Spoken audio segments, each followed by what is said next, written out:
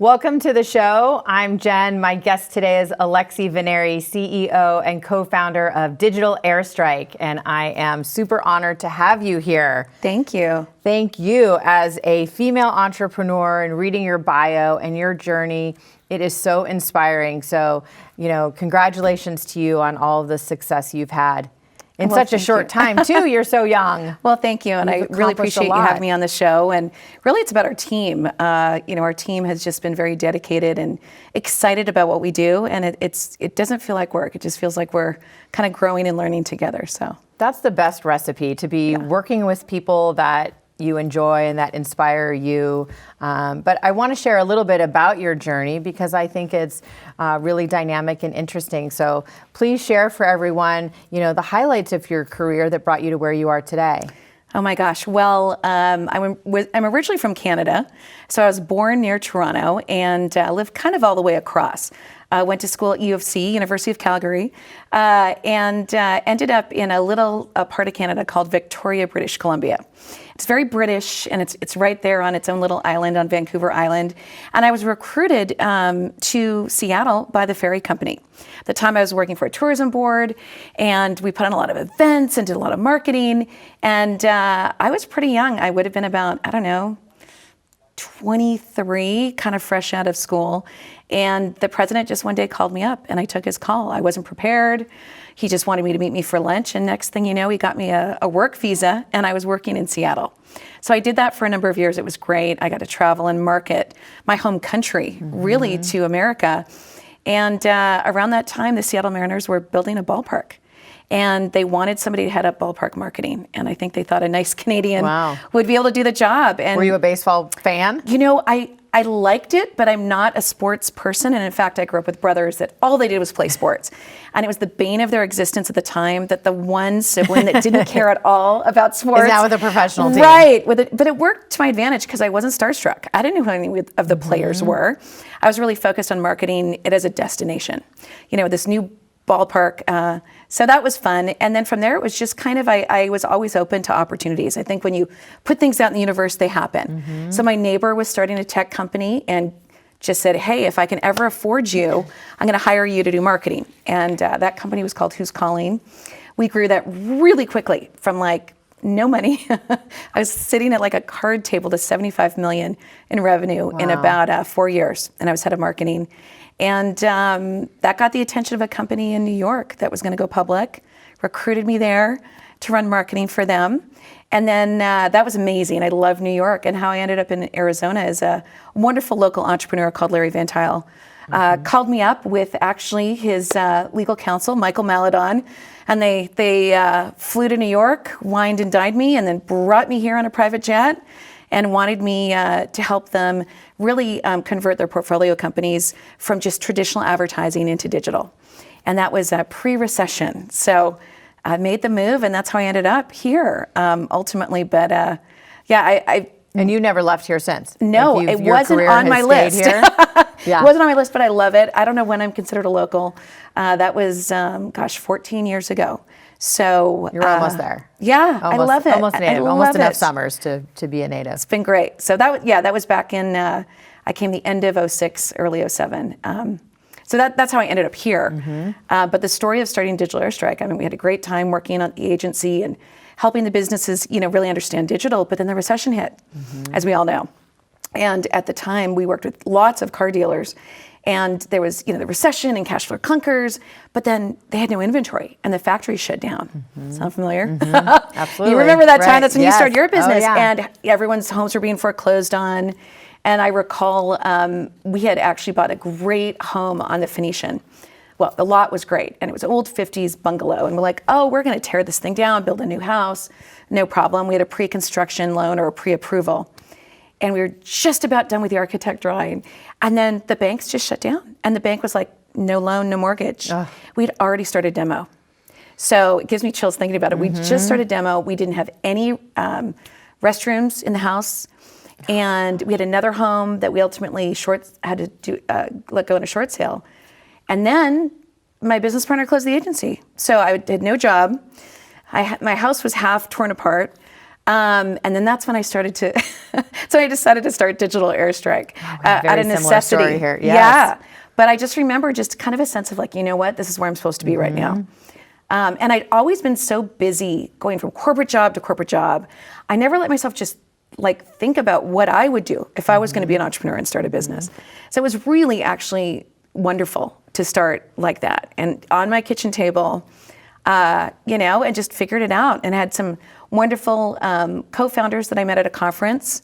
I remember I still had a ticket to go to a conference, even though I didn't have the agency anymore, and just went and started talking to them. And they said, Lex, what do we need right now? It's a recession. What are we going to do? How can we help businesses? And I said, well, social media. This is like 11 years ago. There were no business pages. There was no advertising. But I said, for the first time in my life as a consumer, I really know where other consumers are as a marketer. I know where they are. We just got to tap into them. And of course, everybody was on social media. Facebook had already started to explode. All the other networks were really taking off. And I said, we've just got to find a way to manage this for businesses and build technology to do it because they're not going to figure this out.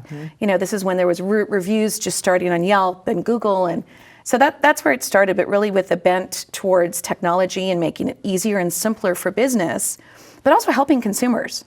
Because as a consumer, even back then, the economy was in the toilet. Any dollar they were going to spend, they were going to research the heck out of it, right? If they were going to buy a car or they had to find an apartment. And, there wasn't a lot of businesses that knew how to communicate using social media. Questions would be asked on a page and no one would answer. They'd check in to a business, no one would know they checked in. They'd leave a review, no one would answer. So it was really that passion for wanting to help consumers engage with the businesses, but also helping businesses during a tough time. So that's where we started. What a foresight, though, that you had to do that, because there probably weren't a lot of businesses yet doing that. I mean, there were probably elements of it, but not in that true sense. Nobody. Yeah, I remember we were one of the first companies to ever meet with Yelp. And they were like, what do you want to do? I'm like, we want to have technology to monitor and help businesses write these responses. And they're like, what? We've got patents around some of the technology now, whereby we can survey consumers and just ask them about their experience before they go write a review. And then if they want to leave a review in our survey, they can go, yes, I want to leave a review on cars.com or Facebook or Google, and it will automatically, in a secure environment, send the review. But what's cool is it's all linked with data. So they would have had to have been a verified person that purchased in order to allow them to leave a review. So it stops the gaming and the fake reviews. Which is so much more quality. Yeah. That's great. So what was the biggest challenge in starting your business? The biggest challenge. Well, the challenge was also the opportunity. At the time, I remember feeling, my kind of heart went out because I heard about all these college-educated, individuals that had just gotten their 4-year degree, ASU or NAU, and they couldn't get a job. No one was hiring. And I didn't have benefits. I was trying to figure out, how do I get help? But we couldn't hire people before we had, enough clients.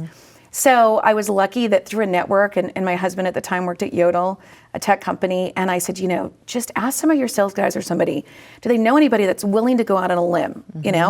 I can only hire them as a contractor. It's going to be hourly. They're going to have to invoice me. But if we're in it together, the more businesses we get to work with us, the more hours I can give them. And I hope one day I can give them an employment agreement, make them a real employee with benefits.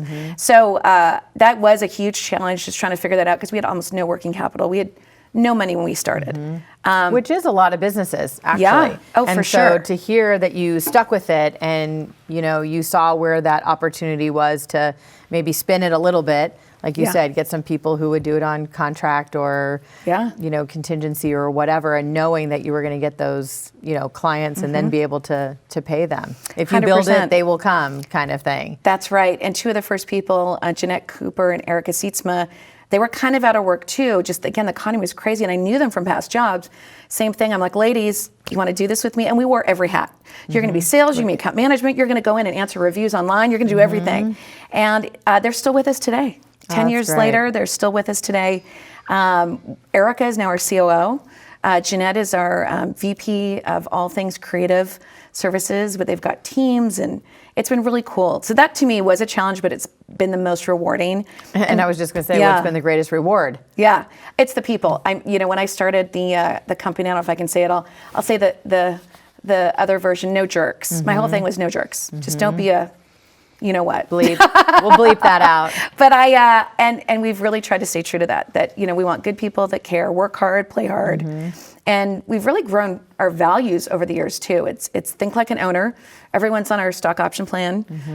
We need our clients to win. That's another value. Like if our clients aren't winning in their business and we're not helping them grow, we're not going to grow. Passion in action. We love people to be passionate about what you do at work and on the side, and what's your side hustle, and what do you enjoy doing, and then also just you know, whatever it takes. And giving back is a big part of what you guys are about. Yes. And COVID really just you know, highlighted that for you guys, because you've always been doing that. You've given back to over 100 nonprofits, but during COVID, you were able to, you know, identify people who were in need during that time as well. Yeah, that's been super rewarding too. Not only, you know, I just don't pick the charities, but we actually have a team of employees that we've always encouraged to say, what matters to you? You know, we like to do every month at least one local charity. Often it's two, and then pick more of a national charity. It just kind of depends. So I know this month we're doing Operation Easter Basket. We built, I don't know, 20 or 30 Easter baskets that we're giving to kids in the hospital, you know, some sick children. And we have fun with it. We make it team contests, and we've also done a big donation to Kiva, the microloans. That's more, you know, international, obviously. But all these things, you know, the team votes on them. We did a lot during Black Lives Matter. We still do that. Sometimes we just like to make a real impact and pick a family and how we help this person. I know there was a gentleman that his thrift shop was going to go under, and I believe it was in downtown Phoenix, and we all kind of rallied and got donations, and just, you know, we really like to make a difference. And I applaud that. Thank you. And we do it together. That's the other trick I tell anybody. I don't just want to write a check. I want us to get together and have an event and assemble the baskets or collect the clothes or whatever it is, because then we're doing good together. Well, which and I know there's deal. Studies about the feeling that gives people actually doing something to give back. And so that really helps people, especially when, you know, there are down times. It feels good to do for other people too. I totally agree. So before we run out of time, I want to also talk about your book. Oh, yes. I love the name. And, you know, you've written a New York Times bestselling book.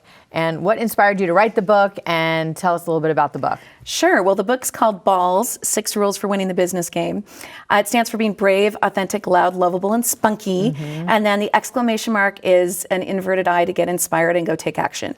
So I don't like to read business books unless there's something that you can grab and put into place yourself. So, but it was really back when I was at Who's Calling, and we grew so quickly, and everyone said, someone should write a book about us. I said, well, I'll write a book. So we really featured, you know, some case studies from our clients and just businesses that inspired me. And that was, you know, it was out a long time ago. I think you can still get it on Amazon. But my publisher just recently contacted me and said, Lex, we need another book. Like, you've gone now from recession to pandemic. You've done all these amazing things. And I said, yeah, I would really like to write a book now about the people. So the stories of people that I've met along the way that have inspired me. So the next book's coming out. It's going to be called Driven. And Congratulations. Just that inspiration of, still the entrepreneurial spirit. Thank you. But, you know, people are so driven, and others inspire me.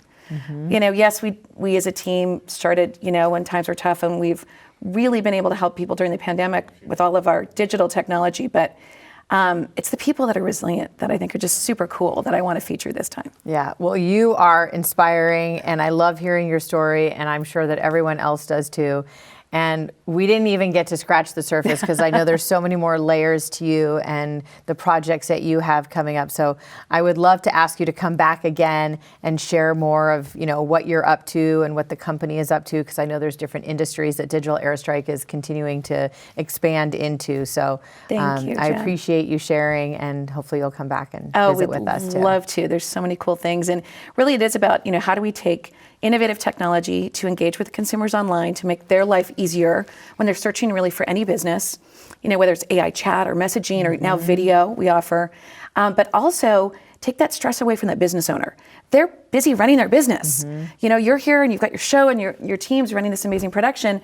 Right now, there could be technology like answering questions for people online that are interested about what you guys do. So I like these ideas. We just want to make your life Yes. easier. So that's our goal, and help people along the way. Well, that's pretty special, and I know that it's probably resonating with the people that are watching because you're so spot on with everything that you're saying, and one step ahead too. Oh, thank you. That's what I've noticed. So thank you for sharing. Yeah, I appreciate you guys, and Thank good luck you. to everyone. You know, we're getting through this. 2021 is getting better. I think everybody sees, and I also believe in what doesn't. You know, when you can thrive during times of challenge and chaos and come out the other end stronger. So Yes, a lot of I feel it. opportunity right now for sure. Yeah. Thank you. Thank you. Thank you for watching the show. We'll see you next time on Now with Jen.